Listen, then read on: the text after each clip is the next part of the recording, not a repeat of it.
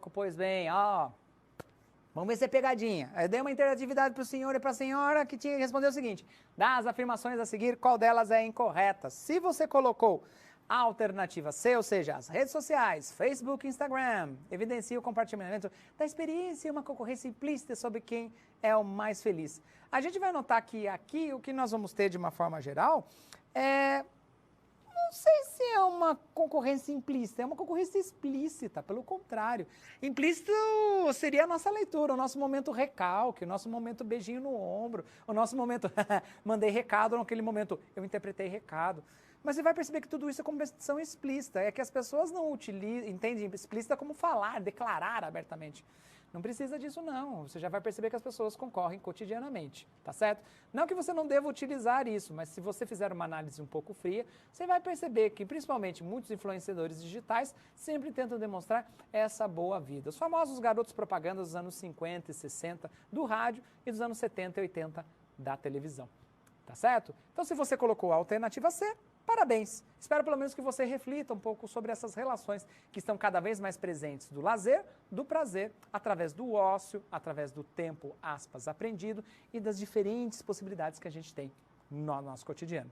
Agora, no segundo bloco, já que a gente estava falando um pouco de Lipovetsky, nós estávamos discutindo sobre a noção de hiperconsumo. Em cada vez mais a gente consome coisas em que a gente se torna, aspas, sente-se parte de uma determinada comunidade. Muitas teorias de consumo, principalmente de marketing dos anos 60, 70, sempre discutiu sobre isso, mas sempre de uma forma massificada. Com o tempo você tem a customização. Hoje você tem a possibilidade de criação de bens para si próprio. Por que eu chamo a atenção para você de todos esses itens, todos esses elementos?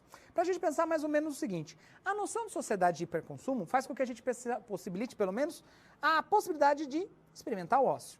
Mas até que ponto essas experiências são edificantes? Além disso, o que as pessoas, ou o que nós trazemos quando a gente assiste a um filme ou a uma peça teatral para o nosso cotidiano?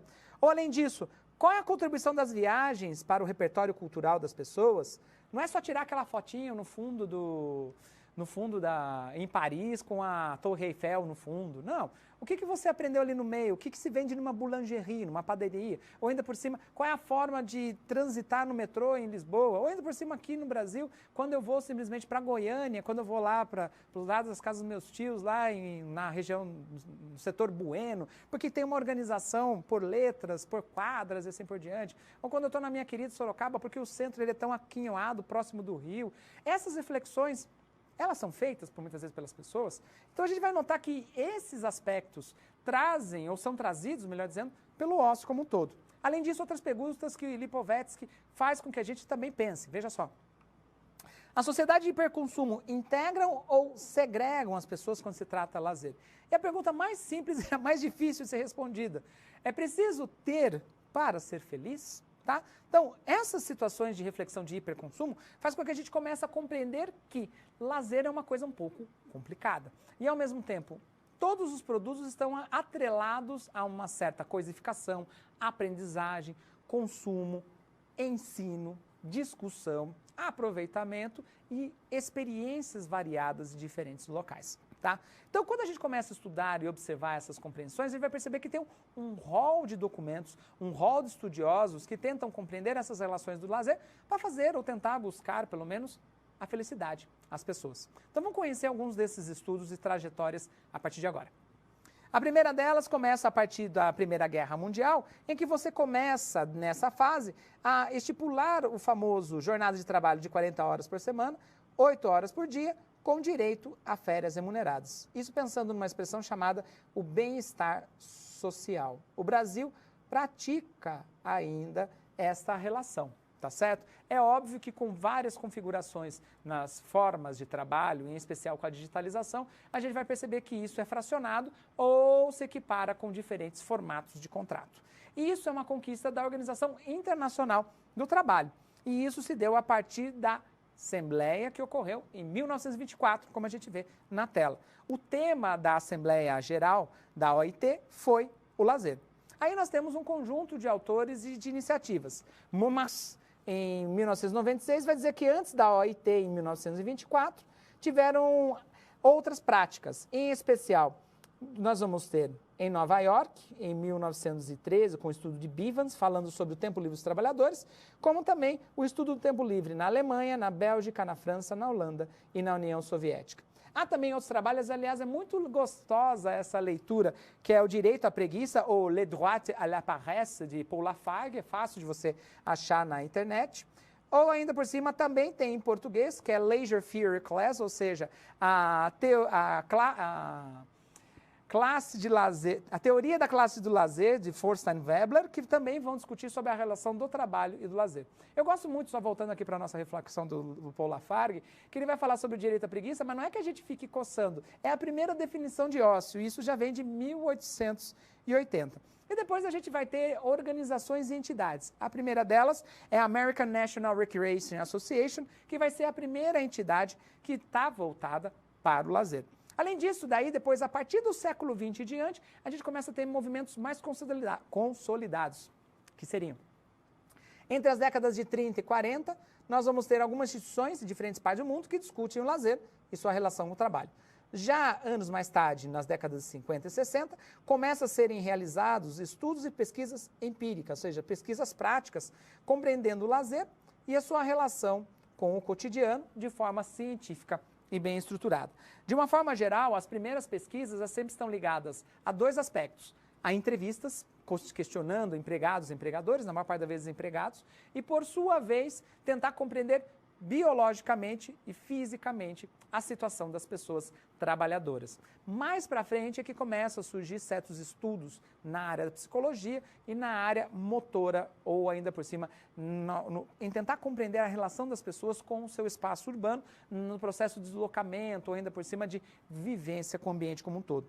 O que a gente vai perceber é que essa incorporação se dá a partir daí dos anos 60 também com a economia, ou seja, quanto movimenta financeiramente, para o bem e para o mal, essas técnicas ligadas ao lazer a partir de pessoas trabalhadoras como um todo.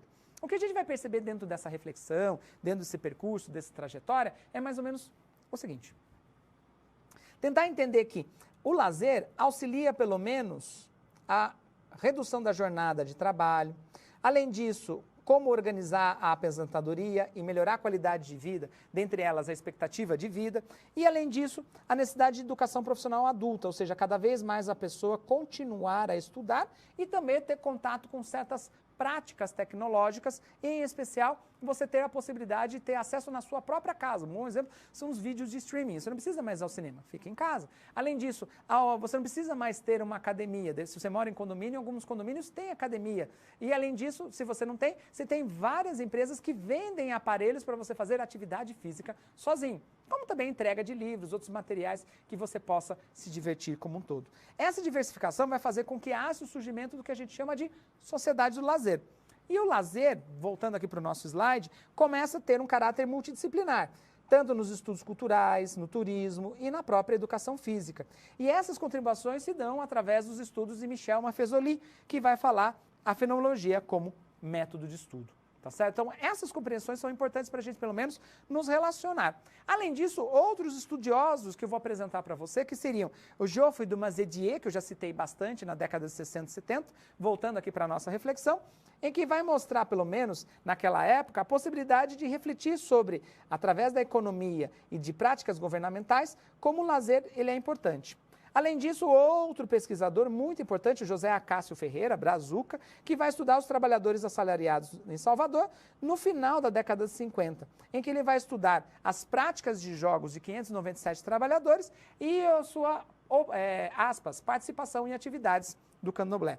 Depois, anos mais tarde, mais precisamente em 1968, com um trabalho organizado por João Camilo Torres, chamado Lazer e Cultura, em que vai estudar a relação da cultura de massa e o lazer.